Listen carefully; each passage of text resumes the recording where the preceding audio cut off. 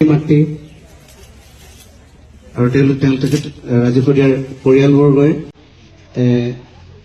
গীতটি আজি উন্মোচন কৰিছে।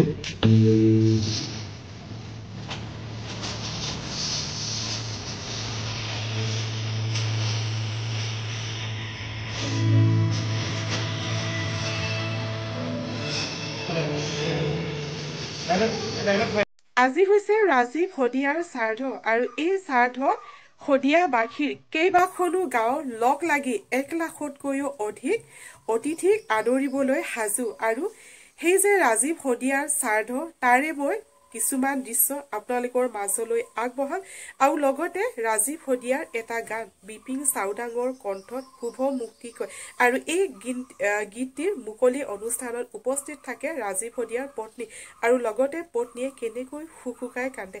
আৰম্ভণিৰ ভিডিঅ'টোত আপোনালোকে দেখাই পালে নহয় জানো। আহকচোন তেন্তে সম্পূৰ্ণ পৰিৱেশটো মই আপোনালোকৰ মাজলৈ আগবঢ়াই দিওঁ। বিপিন দাক ধন্যবাদ জনাইছোঁ। মানুহজনলৈ আমালৈ এটা উপহাৰ আনিছে বুলিয়ে কৈছোঁ। মানুহজনলৈ এটা তেওঁ ট্ৰিবিউট জনাইছে। আৰু বিপিন দা আৰু ৰাজীৱ দাৰ মাজৰ সম্পৰ্ক কেনেকুৱা ধৰণৰ তেওঁলোক দুজনে বুজে, আমি দেখাসকলে বুজোঁ। সেয়াই আৰু কি ক'ম ন। অহা কাইলৈ মানুহজনৰ আদ্য শ্ৰাদ্ধ আছে, সকলোৱে আহিব। অসমবাসীক নিমন্ত্ৰণ জনাইছোঁ, সকলোৱে আহিব। ৰাজহুৱা আদ্য শ্ৰাদ্ধ ৰাইজে নিজেই আহিব লাগিব। সকলোৱে সহযোগিতা আগবঢ়াই আহিছে ইমান দিনে, অহা কাইলৈ সহযোগিতা আগবঢ়াব, সকলোৱে আহিব বুলি আশা কৰিছোঁ। সমগ্ৰ অসমবাসী ৰাইজলৈ স্নেহ শ্ৰদ্ধা জনাইছোঁ, ভক্তি ভৰা সেৱা জনাইছোঁ এই অভাজনৰ তৰফৰ পৰা। হয়, মাজুলীৰ সাংস্কৃতিক বিশ্ববিদ্যালয়ৰ তৰফৰ পৰা মাজুলী সাংস্কৃতিক বিশ্ববিদ্যালয়ৰ পঞ্জীয়ক ডক্টৰ বিনোদ চন্দ্ৰ বৰা দেৱে এটি গীত লিখি মোৰলৈ পঠাইছিলে আৰু সেই গীতটিকে সুৰ কৰিছিলে মাজুলীৰ সাংস্কৃতিক বিশ্ববিদ্যালয়ৰ উপাচাৰ্য নিৰুদ বৰুৱাদেৱে। তেখেতলোকে মোক ক'লে যে বিপিন, আমি এটা গীত লিখিছোঁ মাজুলী সাংস্কৃতিক বিশ্ববিদ্যালয়ৰ পৰা, গতিকে এই গীতটি তুমি গাই দিব লাগে। গতিকে তেখেতলোকে অনুৰোধ কৰাত মই গীতটি গাবলৈ চেষ্টা কৰিছোঁ। গীতটি ইতিমধ্যে আমি বাণীবদ্ধ কৰি আজি ৰাজীৱ শদিয়াৰ ঘৰতে আদ্য শ্ৰাদ্ধৰ প্ৰাক মুহূৰ্তত আমি গীতটি ৰিলিজ দিয়াৰ কথাটো ভাবিলোঁ। গতিকে অসমৰ ৰাইজলৈ সেই গীতটি আমি আগবঢ়াই দিছোঁ। আৰু এই গীতটো আপোনালোকক ক'ব বিচাৰোঁ, কোনো ব্যৱসায় ভিত্তিক এই গীতটো কৰা নাই। আমি ৰাজীৱ শদিয়া কেৱল স্মৃতি জীয়াই ৰাখিবৰ কাৰণে কৈছিলোঁ। এইটো মোৰ পৰিকল্পনা নাছিলে, এইটো আছিলে মাজুলী সাংস্কৃতিক বিশ্ববিদ্যালয়ৰ ডক্টৰ বিনোদ চন্দ্ৰ বৰা আৰু নিৰুদ বৰুৱাদেৱৰ এইটো তেখেতলোকৰ পৰিকল্পনা আছিলে। গীতটি যাতে ৰাজীৱ শদিয়াৰ স্মৃতিটো সদায় জীয়াই ৰাখক আৰু সেই হিচাপে মোলৈ প্ৰদান কৰিছিলে। মোক গাবলৈ কিন্তু সুবিধা প্ৰদান কৰি দিছিলে আৰু সেইমতে মই গাইছিলোঁ আৰু আজি এই গীতটি অসমৰ ৰাইজলৈ আগবঢ়াই দিছোঁ। শদিয়াত গণশিল্পী ৰাজীৱ শদিয়াৰ ৰাজহুৱা আদ্য শ্ৰাদ্ধৰ প্ৰস্তুতি। গণশিল্পী ৰাজীৱ শদিয়াৰ অপ্ৰত্যাশিত মৃত্যুৰ পিছত অহা 9 ফেব্ৰুৱাৰীত ৰাজহুৱা শ্ৰদ্ধাঞ্জলি আৰু আদ্য শ্ৰাদ্ধ অনুষ্ঠিত হ'ব। শদিয়াৰ টুপচিঙা গাঁৱত অনুষ্ঠিত হ'বলগীয়া আদ্য শ্ৰাদ্ধৰ বিষয়ে সবিশেষ জনালে আদ্য শ্ৰাদ্ধ আয়োজক সমিতিৰ যুটীয়া সম্পাদক তথা টাইপা কেন্দ্ৰীয় সমিতিৰ সম্পাদক মনোৰঞ্জন গগৈ। শদিয়াৰ কন্দিল নদীৰ সমীপত অৱস্থিত প্ৰায় 80 বছৰীয়া টুপচিঙা গাঁওখনৰ বাসিন্দা শুক্ৰধৰ গগৈ আৰু লক্ষীমা গগৈৰ মাতৃপুত্ৰ আছিল গণশিল্পী ৰাজীৱ শদিয়া। ডিগবৈৰ পৰা বিনোদ গগৈৰ ৰিপৰ্ট, সংবাদ 365। গণশিল্পী ৰাজীৱ শদিয়াদেৱৰ আদ্য শ্ৰাদ্ধৰ দিন আমি 9 ফেব্ৰুৱাৰীৰ দিনা আমি ধাৰ্য কৰিছোঁ, 26 মাঘ দেওবাৰ। গতিকে উক্ত দিনা সকলো ৰাইজক আমি সাদৰেৰে নিমন্ত্ৰণ জনাইছোঁ। টুপচিঙা দ্বীপজ্যোতি যুৱ সংঘৰ উদ্যোগত অসমৰ বিভিন্ন দল সংগঠন, অনুষ্ঠান প্ৰতিষ্ঠান আৰু শদিয়াৰ সকলো যুৱ সংঘৰ সৌজন্যত লগতে শদিয়াবাসীৰ ৰাইজৰ আতিথ্যত আমি এই গণশিল্পীগৰাকীৰ আদ্য শ্ৰাদ্ধখন আমি আয়োজন কৰিছোঁ। এই আদ্য শ্ৰাদ্ধখন বহুল ভিত্তিত যিহেতু আমি হ'ব বুলি আশা কৰিছোঁ, কাৰণ তেখেতৰ গুণমুগ্ধ অলেখ।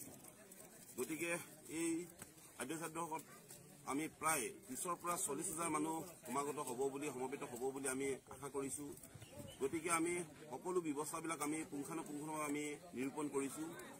আমাৰ ইয়াতে যি মাংগলিক কাম হ'ব, মাংগলিক কামত আমাৰ প্ৰায় গায়ন বায়ন প্ৰায় 22 যোৰামান হ'ব। আমি তেখেতলোকৰ কাৰণে আমি নিৰ্দিষ্ট ব্যৱস্থা কৰিছোঁ। যিমানসকল আমাৰ অতিথি দূৰ দূৰণিৰ পৰা আহিব তেখেতলোকৰ বাবে আমি শিবিৰ নিৰ্মাণ কৰিছোঁ, তেখেতলোকৰ অতিথিশালা আমি নিৰ্মাণ কৰিছোঁ আৰু ৰাজীৱ শদিয়াদেৱৰ যি আদ্য চাৰ্ডলৈ আহিব তেওঁলোকৰ কাৰণে আমি সৰ্বধৰ্মীয় প্ৰাৰ্থনা সভাৰো আমি আয়োজন কৰিছোঁ। গতিকে তেখেতলোকে সৰ্বধৰ্মীয় প্ৰাৰ্থনা অনুষ্ঠানত অংশগ্ৰহণ কৰিব পাৰিব। লগতে তেখেতৰ সৃষ্টিৰাজিক আমি জীয়াই ৰাখিবৰ বাবে তেখেতৰ যিসমূহ সামগ্ৰী বাদ্যযন্ত্ৰ আছিল সকলো আমি সংগ্ৰহালয়ৰ ব্যৱস্থা কৰিছোঁ। তেখেতক যিসকলে ইতিমধ্যে শোকবাৰ্তা প্ৰেৰণ কৰিছে বা তেখেতলৈ যিখিনি সম্বৰ্ধনা দিছে সেইসমূহ সম্পূৰ্ণ আমি ৰাইজৰ আগত প্ৰদৰ্শন কৰাম, সেইখিনি আমি সুব্যৱস্থা কৰিছোঁ।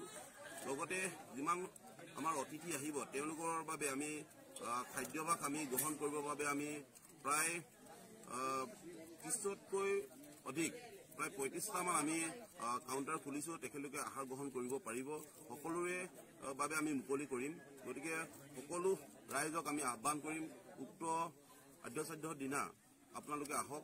ৰাজীৱ শদিয়াৰ যি আশীৰ্বাদ দিব লগা আছে, তেখেতৰ যি অমৰৰ কথা তেওঁলোকে আমি যিহেতু আমি অমৰ হওক বুলি কথাটো কৈছোঁ, আপোনালোকে আহিলে আমাৰ এই ৰাজীৱ শদিয়াৰ আত্মাই শান্তি পাব। গতিকে সকলোৱে আহক, তেখেত অমৰ হওক। আজি এনেকুৱা এজন সত্তা আমি হেৰুৱালোঁ, যি সত্তা ভৱিষ্যতে আমি কেতিয়া পাম আমি নাজানো। পিতৃ মাতৃ আৰু তেখেত ৰাজীৱ শদিয়াৰ পৰিয়ালবৰ্গই গীতটি আজি উন্মোচন কৰিছে।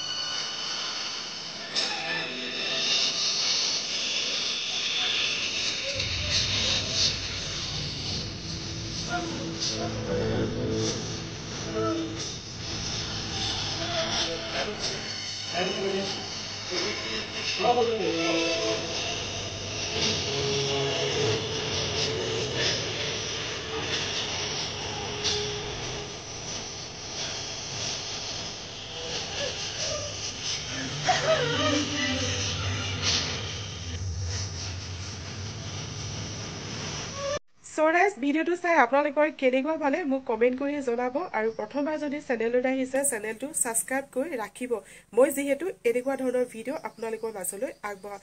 তো ঠিক আছে, আজি ভিডিঅ'টো এটা সামৰণি মাৰিছোঁ। আজিলৈ বাই বাই।